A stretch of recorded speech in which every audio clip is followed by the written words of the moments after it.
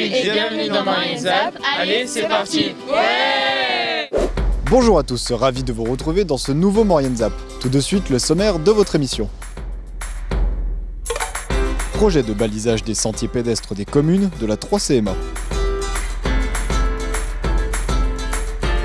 Et pour terminer, découverte de Canischool à la zone de loisirs de la Combe. Nouveau projet pour la 3CMA avec le balisage de 150 km de sentiers. Une véritable mise en valeur des chemins et patrimoine mauriennais.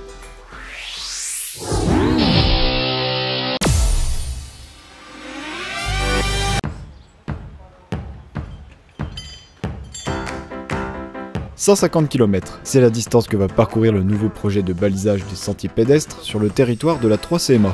On a mis en place un travail avec la 3CMA pour mettre en tourisme le travail qui a été fait sur le terrain. Donc il y a eu un très gros travail de balisage d'une 150 km de sentiers qui sont nouveaux sur le secteur. Les sentiers existaient mais ils n'étaient pas mis en valeur. Et aujourd'hui ce qui est intéressant c'est que ces sentiers ont été élaborés sous un angle qui permet à chacun d'identifier tout de suite son niveau de difficulté. Donc il y a des sentiers qui sont verts pour vraiment les petites balades familiales autour de Saint-Jean par exemple, la Combe des Moulins, des petits sentiers, des petits itinéraires, ce qu'on peut appeler même des balades. Et après on a toute une gamme de sentiers, le bleu pour le niveau supérieur et le rouge pour après l'engagement et puis le noir quand c'est vraiment la sortie à la journée. C'est une superbe valeur ajoutée par rapport à ce qui a été mis en place parce que du coup ça permet touristiquement de lire tout de suite si on se dit si on a 1 heure, 2 heures, on va aller faire un bleu ou un vert ou alors si on a une journée devant nous, on va aller faire le Grand Coin par exemple. Donc ça c'est une vraie mise en tourisme de nos balades locales. Et l'intérêt aussi c'est que pour une part des balades elles se font à moyenne altitude.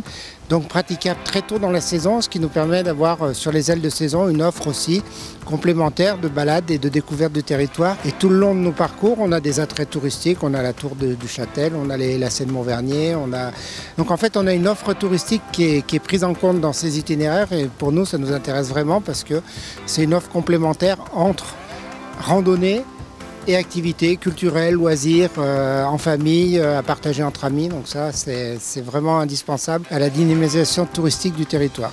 Philippe Falquier revient sur l'histoire de ce projet. C'est un projet qui a commencé au début du mandat précédent, donc on va dire en 2014, et à l'époque sur le territoire des communes qui composaient la communauté de communes historique Cœur de Maurienne. À cette communauté de communes Cœur de Maurienne s'est ajoutée ensuite la commune de Pont-à-Mafrey-Montpascal, aujourd'hui la Tour en Maurienne, pour compléter le lot, dirais-je. Et ensuite nous avons bâti ensemble 150 km de sentiers structurants, on va dire, des sentiers qui représentaient bien l'ensemble des communes. Et ces 150 km viennent s'ajouter aux 250 km qui existent déjà sur le territoire de l'ancienne communauté de communes de l'Arvan. Ça coûte 400 000 € et là-dessus on a un peu plus de 50% de subventions, donc ce n'est tout de même pas négligeable et c'était le moment ou jamais de bénéficier de ces aides dans le cadre de la révision au niveau du département du PDIPR qui est le plan départemental des itinéraires de promenade randonnée. Un balisage qui pourrait s'étendre dans les années à venir à l'ensemble de la Maurienne. Séverine Grand nous a ouvert les portes de son école d'éducation canine Canischool, un lieu où maîtres et chiens peuvent apprendre les bons gestes et attitudes tout en passant un bon moment.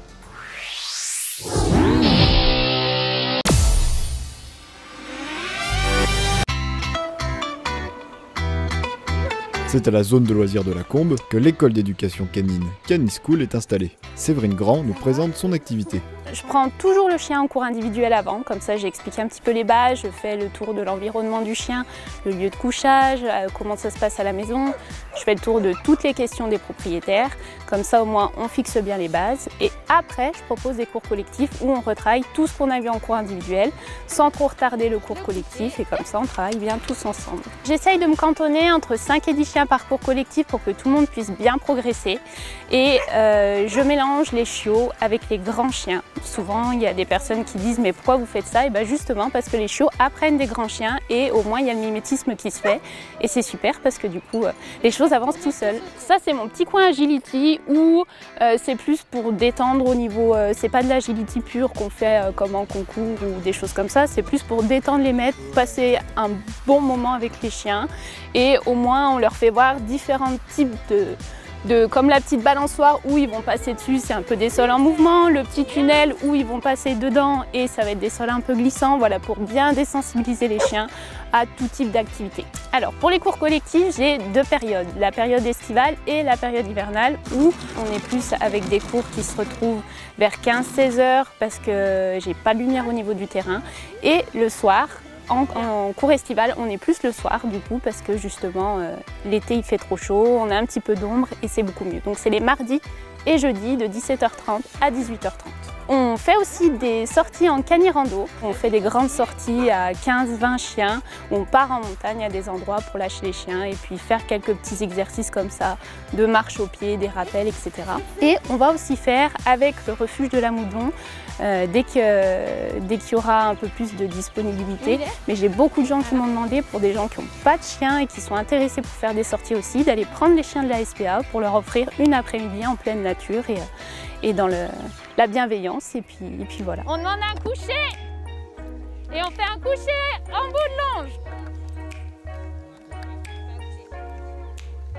Redemande-lui le assis, tu vas le faire à assis. Des cours qui ont fait leurs preuves pour le chien de Laurine. Alors c'était un peu compliqué au début parce qu'il avait tendance à attaquer les autres chiens, les autres mâles. Et du coup ça s'est très bien passé. Ensuite au fur et à mesure du temps on a bien travaillé sur ça et il est devenu vachement sociable. Alors au début c'était muselière, harnais, tout quand je l'emmenais. Et maintenant c'est vrai que je peux le lâcher jouer avec tous les autres chiens sans muselière et sans peur qu'il morde un autre chien. Il faut que le chien il soit bien à l'écoute et qu'il soit bien là. Et oui, c'est de la discipline. Alors, on fait de l'obéissance surtout. Après, on fait de la sociabilisation. On fait aussi des sorties, des canirando. La récréation aussi qu'on a fait qui est super pour les chiens. Oui, on peut dire que c'est un plaisir de venir, que ça soit pour le chien et pour le maître.